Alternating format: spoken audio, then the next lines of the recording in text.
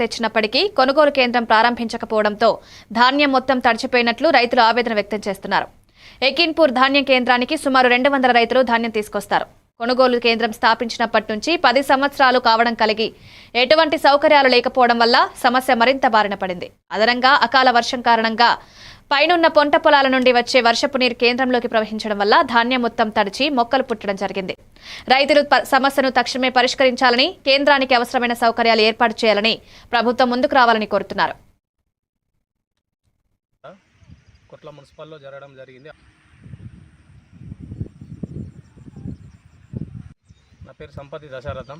ఎకిన్పూర్ 6వ వాడ కొట్ల మున్సిపల్లో జరగడం జరిగింది. 6వ వాడగా నిర్ణయించారు. గత 10 సంవత్సరాల ద్వారా కినాల వద్ద బీటి చాలు చేయడం జరిగింది. అకాల వర్షం వల్ల రైతులు చాలా నష్టపోయినాము.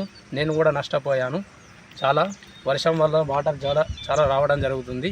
మాకు సౌకర్యం లేకపోవడం వలన వడ్లు ధాన్యం చాలా నష్టపోయారు రైతులు.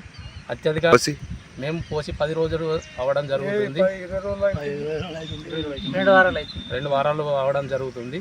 బీటి చాలు అందుబాటులో మనిషి లేడు. చైర్మన్ కూడా వచ్చి చూసేంత లేడు. ఇక్కడికి ఇవరకు రాలేడు. అట్లు ఓలు పోసిందని కూడా చైర్మన్ కూడా ఎవరికి వచ్చి అట్లు చూడలేడు.